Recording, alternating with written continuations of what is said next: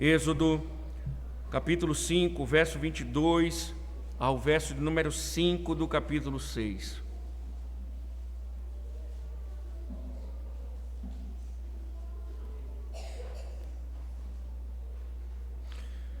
Então Moisés, voltando-se ao Senhor, disse: Ó Senhor, por que afligiste este povo? Por que me enviaste? Pois, desde que me apresentei a Faraó para falar-lhe, em teu nome ele tem maltratado este povo, e tu nada fizeste para livrar o teu povo. Então o Senhor disse a Moisés: Agora você verá o que eu vou fazer a Faraó, pois por mão poderosa o deixarei ir, e por mão poderosa os expulsará da sua terra. Deus falou a Moisés e lhe disse: Eu sou o Senhor. Apareci a Abraão, a Isaque e a Jacó como o Deus Todo-Poderoso, mas pelo meu nome, o Senhor, não lhes fui conhecido. Também estabeleci a minha aliança com eles, para dar-lhes a terra de Canaã, a terra que viveram como estrangeiros. Eu também ouvi o gemido dos filhos de Israel, os quais os egípcios escravizam, e me lembrei da minha aliança. Bendito Deus, mais uma vez, Senhor, nos voltamos pedindo as tuas misericórdias, para que, ó Deus, tua voz possa ser ouvida, Senhor. Fala-nos. Obrigado pelo privilégio que temos, não só de pregar, mas de ouvir a tua voz, e que, de fato, Senhor, tuas verdades possam ser aplicadas, enxertadas na nossa alma, ó Deus. Fala-nos, Senhor. Fala àqueles que estão aqui te ouvindo, para a glória do teu santo nome. Amém. Podem sentar, irmãos.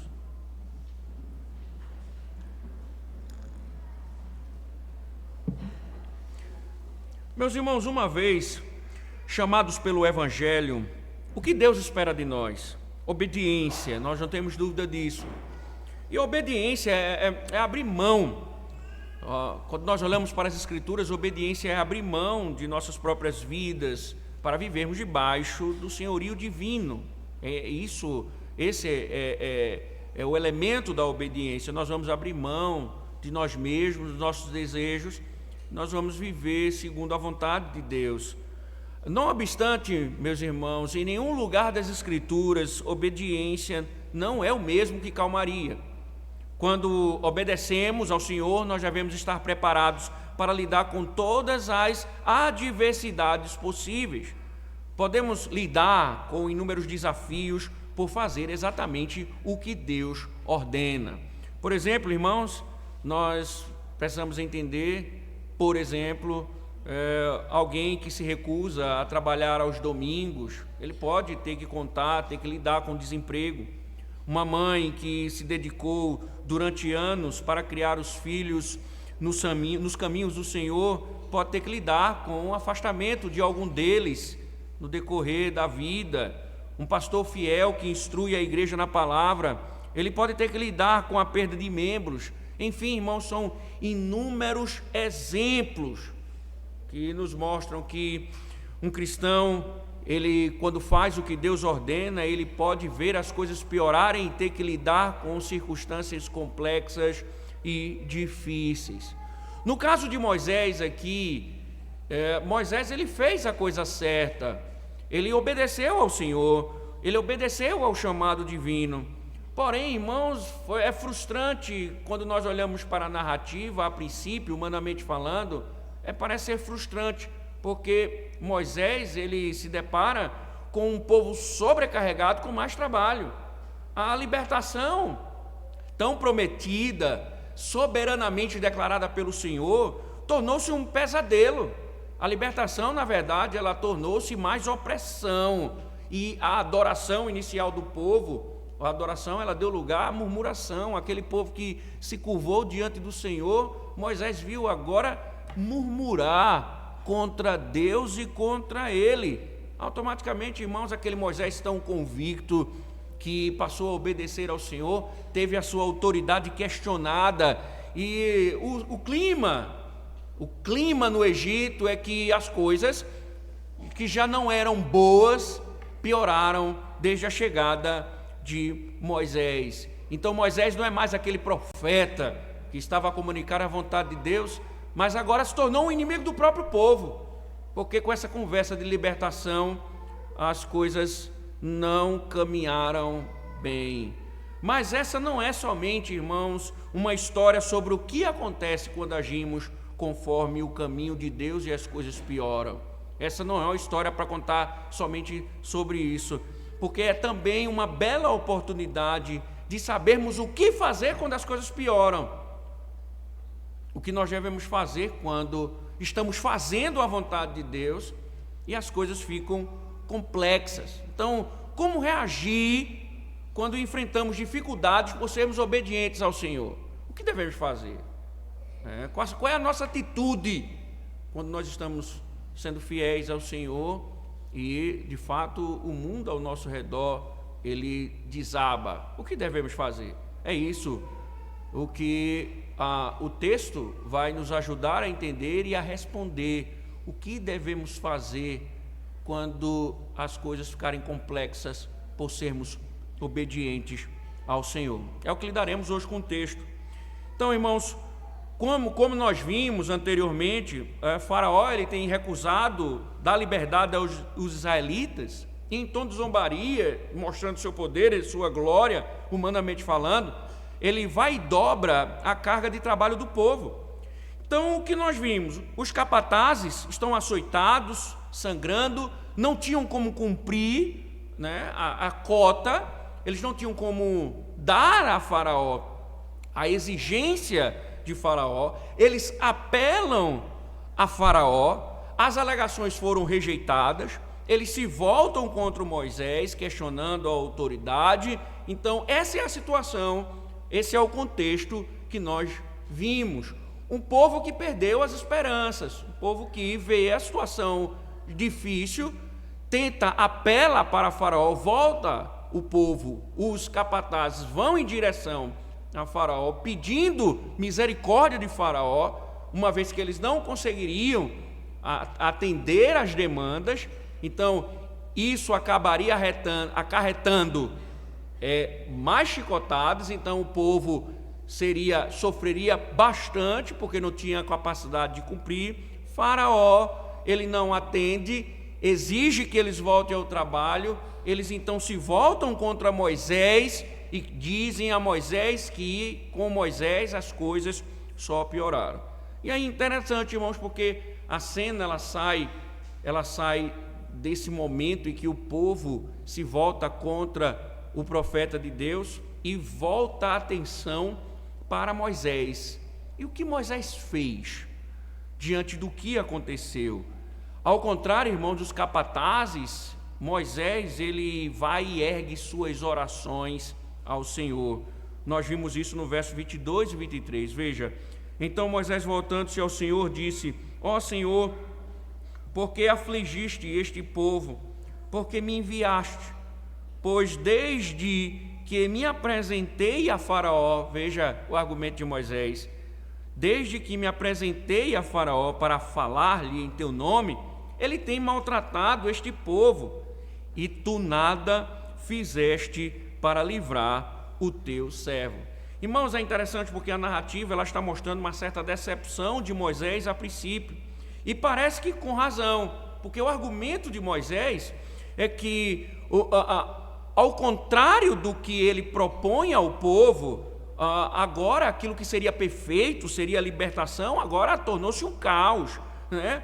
E é interessante, irmãos, porque a ideia de Moisés, a ideia do texto é que parece que o plano de Deus agora, ele se volta contra eles mesmos, deixando o sonho de libertação mais distante do que nunca. Então, Moisés chega com a proposta de libertação e as coisas pioram. Ou seja, parece que a ideia, o sonho de libertação ficou mais distante. Talvez, irmãos, se Deus tivesse declarado a Moisés detalhes sobre os acontecimentos, talvez isso não estivesse acontecendo, talvez as coisas seriam mais tranquilas. Mas Deus não havia dito a Moisés que os desdobramentos, né, da libertação iriam trazer sérias consequências ao povo. Deus não havia comunicado, não havia dito nada. Então parece que de fato esse é um ambiente frustrante. E também, irmãos, era de se esperar, com toda essa frustração e confusão, o que nós vemos dentro do texto, que Moisés questionasse o seu chamado. Observe que Moisés começa dizendo: por que me enviaste? Ele pergunta isso a Deus. Deus, as coisas pioram. Por que o Senhor me enviou? Por que o Senhor me enviou? E lembre-se, irmãos, que nós estamos falando de um Moisés que anteriormente, no episódio da sarça ardente, nós estamos falando de um Moisés que ele rejeita, ele se julga incapaz quando Deus diz: você vai para o Egito libertar o meu povo. Então, quando ele pergunta a Deus: por que me enviaste? É como se ele estivesse dizendo assim: eu não disse ao Senhor que eu não tinha condições de livrar o povo. Eu tinha dito ao Senhor, eu não falei para o Senhor. Está vendo como eu disse aconteceu? Eu não tenho competência para livrar o povo. Eu não te disse, Senhor, que era melhor que o Senhor tivesse enviado outra pessoa. Então veja, Moisés,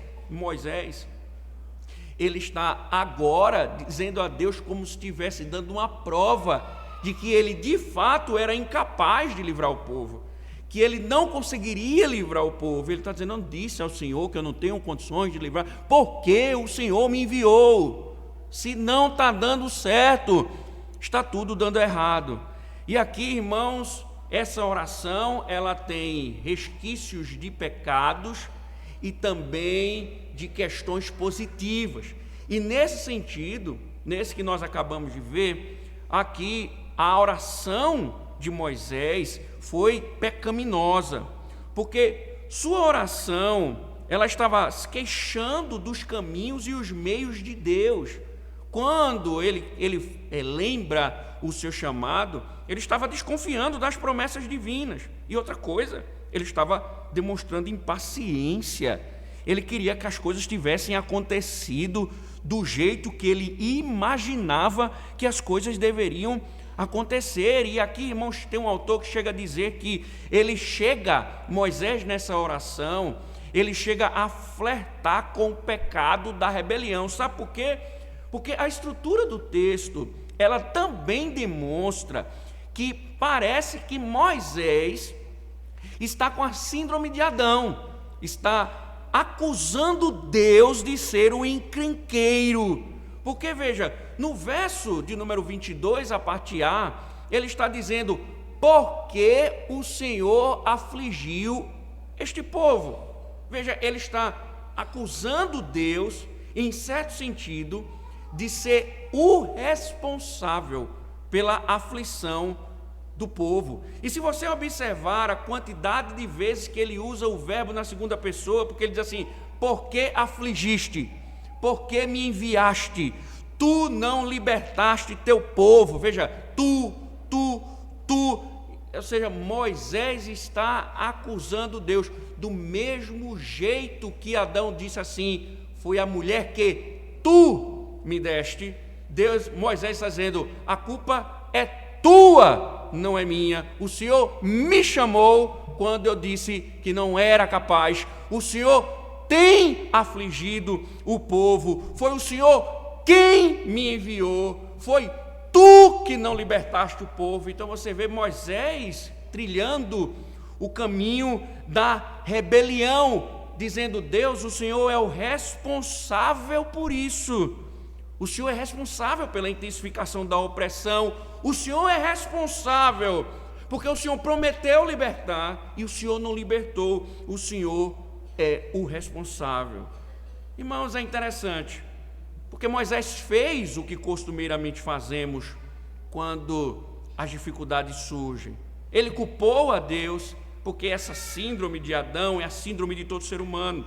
Ele culpou a Deus pelo que estava fazendo e pelo que não estava fazendo. Então, tomados por queixa, desconfiança e impaciência, o homem e nós nos rebelamos contra Deus e tornamos Deus um réu. As nossas queixas, nossas desconfianças, a nossa impaciência nos faz nos rebelar contra Deus E nós transformamos Deus num réu. Nós acabamos nos transformando em juízes, nós julgamos e sentenciamos Deus como se Deus fosse culpado de que as coisas erradas da nossa vida, elas estão erradas por causa dele. Mas a grande questão que nós precisamos pensar, irmãos, será que de fato as coisas estão erradas? Primeiro, será que as coisas não estão, por vezes, erradas por causa dos nossos pecados? Por causa da nossa inconsequência? Por causa da nossa reflexão rápida, impensada, ligeira? Será que as coisas não são ou não estão do jeito que estão porque nós não observamos a lei de Deus? Porque nós damos lugar aos nossos ídolos? Será que o problema não é, em primeiro lugar, esse? Porque nós não estamos vivendo conforme a lei de Deus, agindo conforme queremos? Mas também, irmãos, entendam, se nós estamos fazendo a vontade de Deus e as coisas elas estão erradas, e nós começamos a acusar Deus, dizendo: Deus é o culpado de tudo isso, Ele me ordena obedecê-lo, mas minha vida desanda, então Ele é o responsável por isso, não eu. Irmãos, a grande pergunta que nós devemos fazer é: será que as coisas de fato estão verdadeiramente erradas? Será que nós não estamos enxergando somente numa perspectiva humana? Será que não precisamos parar e entender que as coisas são e estão do jeito que devem ser, por mais que pareçam caos, porque Deus tem um governo sobre elas, porque Deus tem um plano, Deus tem um governo. Então, irmãos, nas Escrituras, as coisas, elas não estão erradas. Não existe história desconexa. Não existe consequência que fuja o controle. Não existe pecado que Deus não governe. Enfim, não existe nada. Caos, ordens aparentes estão no seu devido lugar, cumprindo o propósito divino. As coisas estão no seu devido lugar, cumprindo um propósito divino. Por mais que pareça caótico, por mais que se mostre insolúvel, estão devidamente ordenadas dentro do plano divino. O caos também é submisso ao Senhor. Moisés precisava e está a aprender isso. Mas interessante, irmãos, como falei, nem tudo é ruim aqui. Porque Moisés, observe, ele não está indagando o Senhor, ele não está indagando o Senhor numa perspectiva simplesmente sua, mas ele também está preocupado com o povo. Moisés está preocupado com o povo. Suas orações é em busca do benefício do povo que precisava de liberdade. O povo estava sofrendo. Moisés chegou lá com a promessa de libertação e o povo está sofrendo mais ainda. O povo estava sofrendo e isso incomodava, ele estava sentindo o sofrimento do povo. É interessante porque, preparando esse sermão, eu me lembrei de um pouco da infância. É diferente da minha pessoa, né? Ele chegou a vir aqui uma vez, o meu irmão, mas diferente da minha pessoa, meu irmão é um terrorista, né? Meu irmão, a gente do Recife chama de amossegar ônibus. Sabe o que é isso? É quando o ônibus parava numa parada de ônibus, ele subia no cano de escape, o ônibus saía e ele saía pendurado, vibrando. Mais ou menos isso. É o nível de perturbação. E por vezes o bicho levava umas peias grandes, viu? De cinto. Agora, irmãos, eu não consegui entender, eu não sei explicar, porque enquanto ele chorava, apanhando, eu chorava com pena dele. Ele chorava de um lado, enquanto estava sendo disciplinado, e eu chorava como se estivesse apanhando, eu sentia a dor dele. E eu ficava sem entender, porque em vez de, eu, no mínimo, ficar alegre, eu ficava triste, porque ele estava apanhando, mas eu sofria também. A dor dele, em um certo sentido, era minha dor também. E, irmãos, quando nós olhamos para a Escritura, da mesma forma isso acontece, porque a Escritura mostra que as adversidades do corpo do povo de Deus, ela é uma adversidade de todos. Veja que Paulo chega a dizer em Romanos 12:15, alegre-se com os que se alegram e chorem com os que choram. Não parece fazer sentido, irmãos, quando nós não nos compadecemos das dores do povo de Deus. Então veja, Moisés está dolorido por causa das chicotadas que o povo tem levado. Moisés, ele tem sentido o que o povo tem sofrido, e ele volta-se para o Senhor, clamando para que o povo de fato, ele fuja disso, ele seja liberto. E esse princípio bíblico mostra, irmãos, no relacionamento entre liderança, povo e entre o povo de Deus, é incomum para as Escrituras alguém que não tenha sensibilidade, alguém que não vê o povo sofrer, ou alguém do povo de Deus está sofrendo e ele não conseguir se compadecer dele. E ainda é interessante porque na terça-feira nós tivemos aqui uma breve exposição do capítulo de Atos, e nós podemos ver o tema da comunhão dos santos, um tema muito comum, onde há um relacionamento tão estreito, onde as pessoas se compadecem de tal forma dos outros, que eles conseguem se desfazer dos seus bens para auxiliar os necessitados. Para aquilo que Lucas diz, eles tinham tudo em comum. Então, veja, Moisés está diante de Deus, chorando por causa do povo, se compadecendo por causa do povo. Você já vê um homem, né, o líder, ele se compadecendo pelas dores do povo. Mas observe também, irmãos, que o ponto aqui mesmo, né, principal, é que o povo foi procurar Faraó, Moisés foi procurar Deus. Moisés não foi arrumar confusão na corte de Faraó, mas Moisés levou os seus problemas diretamente para Deus. Em momentos de dúvida e desencorajamento, seu impulso foi ir falar com Deus, encontrar-se com Deus. Irmãos, é bem verdade que nem todos os seus problemas foram resolvidos. Nem todos os problemas foram resolvidos. Nem todas as perguntas de Faraó ou de Moisés foram respondidas. Mas a ênfase do texto é, ele voltou-se para Deus. Veja, o povo anteriormente, quando viu a aflição, foi buscar clemência a Faraó. Moisés foi a Deus. O impulso de Moisés foi buscar a Deus. Irmãos, também precisamos ter o mesmo impulso. Nós precisamos entender que nós precisamos entregar nossas aflições a Deus diante das dificuldades.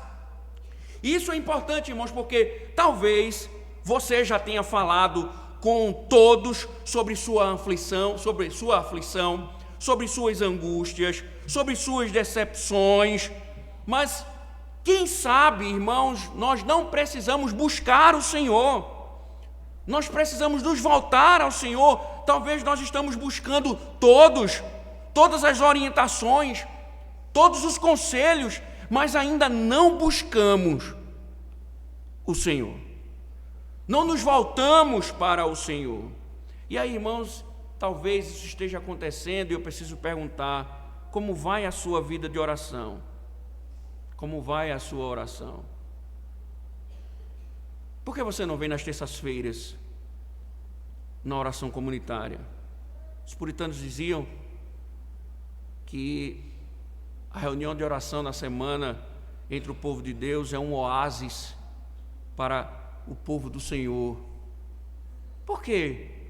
O que é que lhe desmotiva a estar com o povo de Deus orando?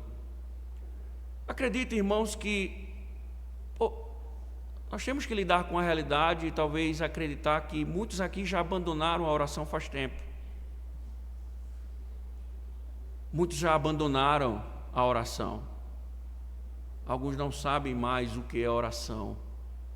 Por isso que é tão fácil buscar rapidamente o conselho dos outros do que o próprio conselho de Deus. Entendam, irmãos, se você abandonou a oração, você já abandonou o Deus a quem você tanto orava. Imagine, irmãos, não existe um relacionamento porque quando você imagina a natureza da família, você imagina que é próprio da família o relacionamento. Na Escritura é impossível imaginar um filho que não fala com o pai. É impossível imaginar um filho que não busca o pai. É impossível biblicamente imaginar um filho que não se volta para o pai. Por isso, irmãos, há tanta confusão na mente de tanta gente, porque em vez de eles buscarem a fonte certa, eles vão buscar justamente a fonte errada. Porque quem não busca a vontade de Deus em oração, anda no conselho dos ímpios. Anda no conselho dos ímpios. Moisés não foi a Faraó, ele foi a Deus na aflição. E digo isso, irmãos, por questões simples que você precisa atentar primeiro. Por que eu procuro a Deus? Porque Deus é o Senhor da história. Somente Ele tem as respostas e as explicações que eu preciso. Somente Ele pode me dizer, somente Ele pode me consolar, somente Ele pode me conduzir nas adversidades. Ele é o Senhor da história. Ele é o dono da história.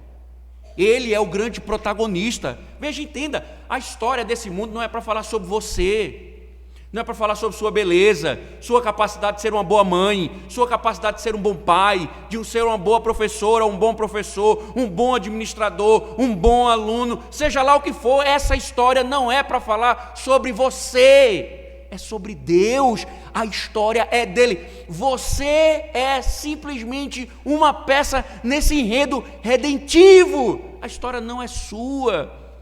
Não é a história que os homens dizem, onde os homens são exaltados. Nessa história você é nada e o grande protagonista é o Senhor. Então, nós devemos buscar o Senhor porque Ele é o Senhor da história. Ele é o Senhor da história. Em segundo lugar, irmãos, entendam, nem os líderes da igreja sabem de tudo e nem poderão saber. Por isso, irmãos, existem momentos em que você precisa saber que somente Deus vai lhe dar as respostas corretas, mas você precisa orar. Você precisa orar, não com impaciência ou rebeldia, mas com humildade. Você buscar ao Senhor dizendo: Senhor, somente o Senhor tem as respostas que eu preciso.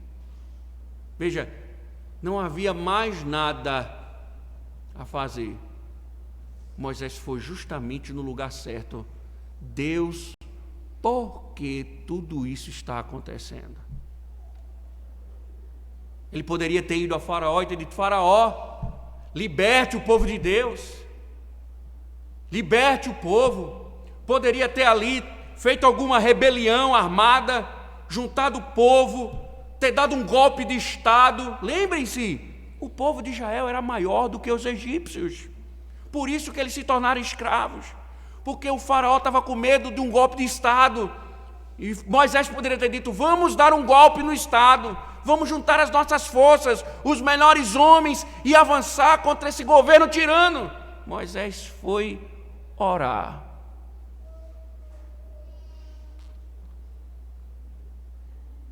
Talvez, irmãos, estejamos lendo muitos livros e dobrando pouco nossos joelhos.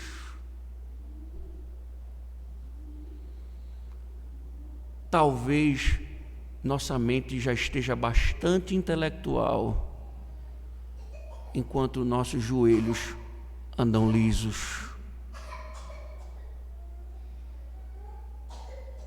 Talvez você precise resgatar o caminho da oração.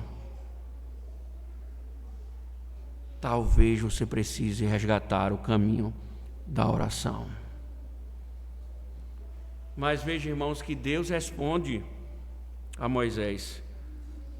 A queixa de Moisés estava pontuando o fracasso da libertação a princípio. Aí Deus diz: Moisés, deixa eu lhe dizer, eu estou no controle de tudo. Veja o verso de número 1.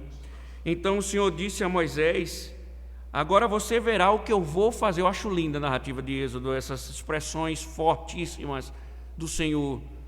Então o Senhor disse a Moisés: agora você verá o que eu vou fazer a Faraó, pois por mão poderosa os deixará ir, e por mão poderosa os expulsará da sua terra. Observe, irmãos, que Deus, Ele não explica o porquê de todo sofrimento, mas Ele simplesmente diz a Moisés, ou seja, Ele ratificou a promessa e confirma a promessa de glorificar a si mesmo, derrotando a Faraó. Então observem, Moisés chega diante de Deus e diz: Senhor, as coisas estão descontroladas, o povo tem sofrido mais, o povo está desesperado.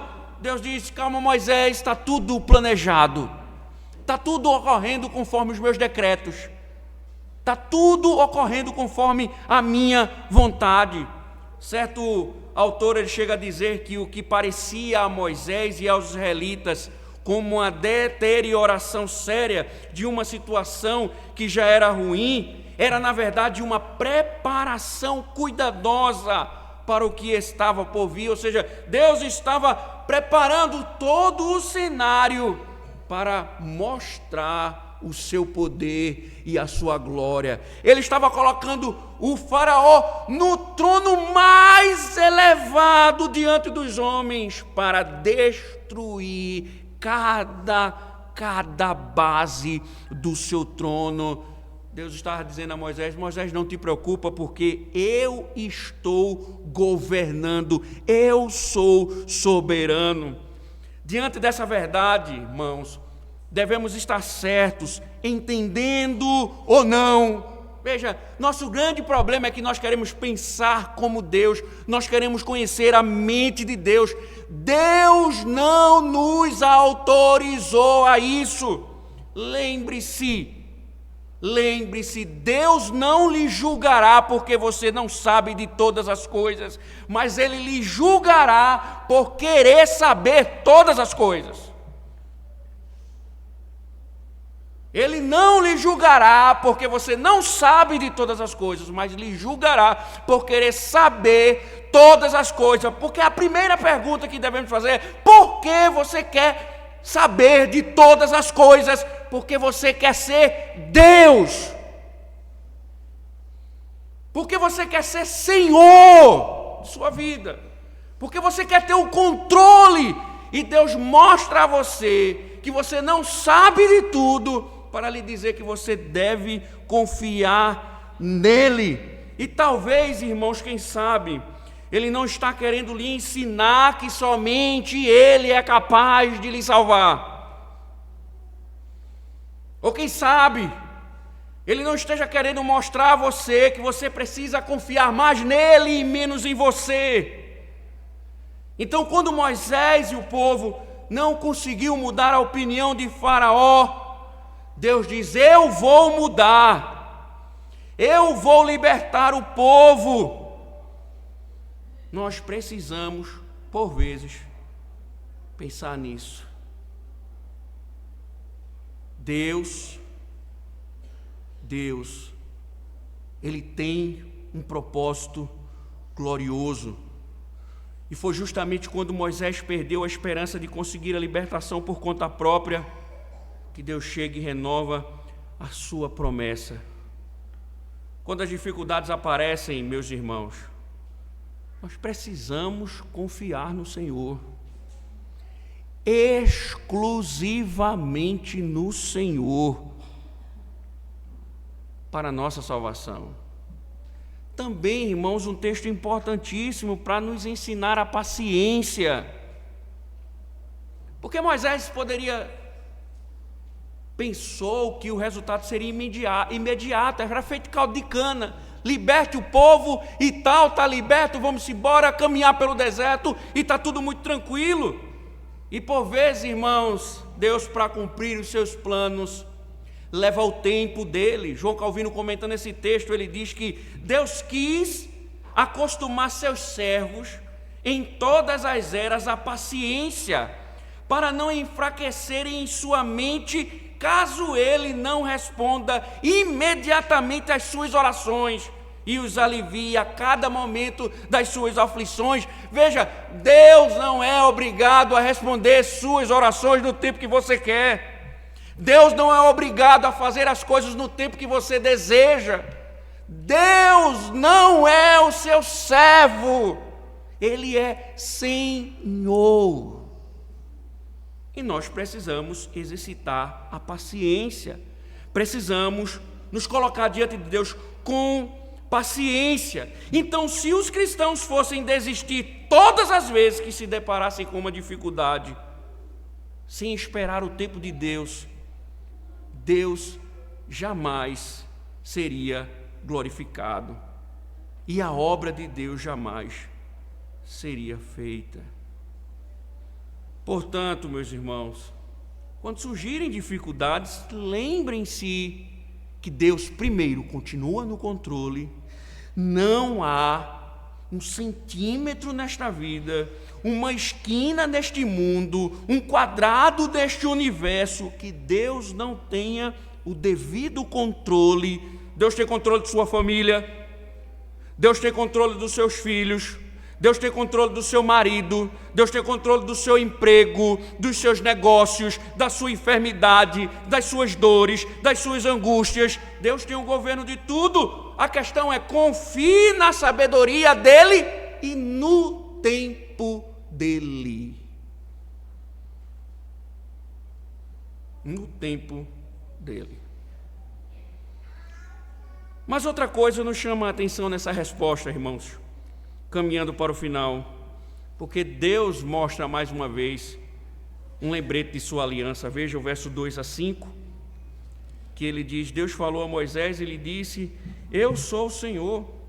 Aparecia a Abraão, a Isaque e a Jacó como Deus Todo-Poderoso, mas pelo meu nome o Senhor não lhe fui conhecido. Também estabeleci a minha aliança com eles, para dar-lhes a terra de Canaã, a terra em que viveram como estrangeiros. Eu também ouvi os gemidos dos filhos de Israel, os quais os egípcios escravizam, e me lembrei da minha aliança. Meus irmãos, interessante porque você sabe que tudo aqui praticamente foi dito no capítulo 3, né? Que o Senhor estava vendo, os termos da aliança. E não é interessante, irmãos, porque você vê constantemente isso, e mais uma vez aqui o Senhor vai e repete: Moisés, eu sou Deus, e começa a contar a história. Eu vi, eu vou fazer, e Deus começa a repetir. Quando nós olhamos, irmãos, claro que ele não está aqui repetindo como se Moisés tivesse esquecido. Na verdade, irmãos, esse é um método de Deus ensinar ao seu povo por repetição. Por repetição. Quando Deus quer instruir o seu povo, Ele repete os seus ensinos. O que Ele está dizendo a Moisés, então, é: Moisés, creia. Ele não está querendo que Moisés recorde. Ele está lembrando a Moisés do pacto e dizendo: creia, Moisés, eu vou fazer. Lembre-se, Moisés, do que eu disse. E aí, irmãos, esse é um aspecto que vai permear nas Escrituras. Nós nos lembrarmos diante das dificuldades, nós mostrarmos à nossa alma a fidelidade divina, mostrarmos ao nosso coração que Deus nunca nos decepcionou, mostrar ao nosso coração, trazer à memória que Deus cuidou de nossas vidas, que Deus continua cuidando. Essa é uma forma de tratar quando muitas vezes nossos corações se perturbam diante das dificuldades.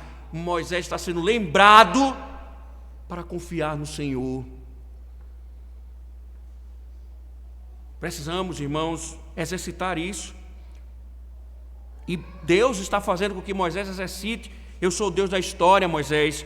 Eu sou o Deus dos patriarcas. Eu sou o Deus que governo. Eu tenho visto as aflições do povo. Eu tenho visto tudo. Eu conheço tudo. E eu vou resgatar o meu povo, Moisés. Calma, lembre-se disso. Eu tenho um comprometimento com as minhas promessas. Então, meus irmãos, quando nos estivermos diante das aflições, precisamos ser lembrados de que Deus sabe, de que Deus vai cumprir com suas palavras, que o governo continua sendo ordenado pelo Senhor. Mas o interessante aqui, irmãos, é uma expressão que o Senhor usa, porque ele diz que ele apareceu a Abraão e a Isaque e a Jacó como Deus Todo-Poderoso, mas pelo seu nome ele diz que não. Ele não apareceu. E alguns podem dizer, então, os patriarcas não tiveram conhecimento de Deus. Na verdade, irmãos, o que Moisés está querendo mostrar é que os patriarcas, eles receberam a revelação de Deus. Deus se revelou aos patriarcas. Nós não temos dúvida disso. Abraão, Isaque e Jacó. O que o Senhor está falando aqui é que, embora eles tenham ou tiveram o conhecimento de Deus, mas eles não entendiam completamente o significado do nome de Deus. Então eles conheceram a Deus, mas eles não tinham o conhecimento que Moisés está tendo. Então isso não significa que Abraão e Isaque nunca ouviram o nome de Deus, mas que não estavam compreendendo ainda ou não compreenderam ainda completamente a plenitude disso. Lembrem-se, a revelação, ela é progressiva. Na medida que ela vai progredindo, nós vamos tendo outras informações e outros conhecimentos. Então lembre-se de que, apesar de Abraão, Isaque e Jacó terem conhecido o Deus vivo, eles nunca testemunharam, como Moisés testemunhará, a mão poderosa de Deus para salvar. Eles receberam como promessa, e essa é a diferença de Gênesis e Êxodo. Abraão conhecia Deus como um Deus que fazia promessas. O povo conhecerá um Deus que cumpre com suas promessas. Deus que não estava simplesmente fazendo promessas, mas estava executando as promessas. Então, quando Deus viu o sofrimento de seu povo, fazendo tijolos sem palha e gemendo sob o chicote de Faraó, ele se compadeceu para resgatá-los, e o povo vai ver Deus cumprir com sua palavra. Deus está dizendo a Moisés: você vai ver, Moisés, o meu poder. Você vai ver. E a gente vai ver, irmãos, porque o capítulo 7 em diante é Deus dando um show no Egito. Cada praga é um espetáculo do poder de Deus. Deus com sua mão poderosa livrando o seu povo. Então, irmãos, nesse cenário, nessa cena, o que Moisés tem que fazer? Orou a Deus. Qual é o caminho agora? Confiar. E nós temos que seguir o mesmo caminho. Por quê, irmãos? Primeiro, obedecer a Deus deve ser sempre a nossa meta. Ainda que o mundo se derreta, ainda que o mundo esteja em conflito conosco, fazer a vontade de Deus é a nossa única opção. Mas, quando as adversidades vierem, fixemos os nossos joelhos nele. Nos dobremos em sua direção, buscando dele as respostas que nós tanto precisamos. E caso ele não responda, essa será a melhor resposta. Caso ele não responda, ele não lhe deve satisfação, Você vai adentrar na eternidade com muitas dúvidas, porque nem tudo ele vai responder nesta vida. Alguns segredos serão revelados somente na eternidade. Se ele não lhe responder, essa será a melhor resposta. Mas, irmãos, caminhando para o final, toda essa história nos lembra uma coisa importante. Moisés era um homem como nós, um pecador que precisava ser salvo. Ele estava aprendendo a viver para Deus, mas observe que os seus atos, por vezes, revelavam a corrupção do pecado. Contudo, meus irmãos, quando Deus chamou Moisés para liderar o seu povo, ele estava nomeando Moisés como representante espiritual. Uma das coisas que vai ficar claro aqui, a partir de agora, é que Moisés, ele é um representante espiritual do povo. E isso incluía interceder pelo povo. E isso preparou o caminho para o nosso representante espiritual. Por quê? 1500 anos depois, a mesma compaixão fez com que Deus enviasse seu Filho como nosso Salvador. E aí, como é glorioso, irmãos, porque ele viu que o povo que ele amava estava sendo escravizado pelos poderes do pecado e se lembrou da sua promessa inquebrável de salvação. Zacarias, em Lucas capítulo 1, quando vê o menino e diz: esse de fato é o Salvador, é aquele que vai libertar o seu povo. Ali, Deus estava lembrando de sua aliança com Cristo. Ele se lembrou quando Jesus nasceu para cumprir a aliança que nós não cumprimos. Ele se lembrou dela na Sexta-feira Santa, quando Jesus morreu na cruz, sofrendo todas as maldições da aliança contra o nosso pecado, para que pudéssemos ser perdoados. E ele se lembrou dela no domingo de Páscoa, quando tornou a trazer dentre os mortos a Jesus Cristo pelo sangue da eterna aliança. Onde é que Jesus está agora? À direita do Pai, intercedendo para nos auxiliar em nossas dificuldades. Quando cometemos um pecado, Ele intercede por nós, lembrando ao Pai que nós somos pecadores, mas pecadores lavados pelo sangue da aliança prometida pelo Pai.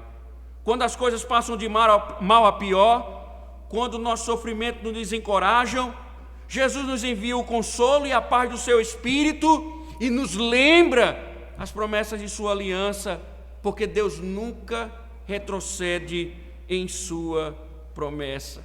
Ele cumpre cada palavra. Cristo é a demonstração da fidelidade de Deus. Não é à toa que o salmista no Salmo 105 diz: ele se lembra perpetualmente da sua aliança. E por fim, irmãos, ele se lembrará da sua aliança até o fim do mundo, quando Jesus virá para consumar a sua aliança e levar o seu povo para a glória. Por isso ele prometeu ao seu povo que estaria com ele todos os dias até a consumação dos séculos. E no fim, Deus se lembrará da sua aliança no dia do juízo, quando nos perdoará para sempre todos os nossos pecados por causa da sua aliança e da sua misericórdia. E Ele para sempre nos abençoará com o seu amor eterno. Precisamos então confiar em quem? Buscar a quem? Aprendemos. Fazer a vontade de Deus às vezes traz consequências. Por vezes, na maioria das vezes. Mas nós já sabemos a quem recorrer nas adversidades. Buscar ao Senhor, que Ele é Senhor da história do seu povo nesta vida. Que o Senhor nos abençoe. Amém. Obrigado, ó Deus, pelas tuas misericórdias sobre nós. E somos gratos, ó Deus, pela lembrança que temos, Senhor. Enriquece-nos, ó Deus, com estas verdades no dia de hoje e nos dê a coragem, ó Deus, para enfrentar este mundo e os desafios que este mundo nos propõe. Ó Deus, firma os nossos joelhos diante do Senhor, para a glória do teu santo nome. Amém. Louvemos ao Senhor, meus irmãos, em respeito.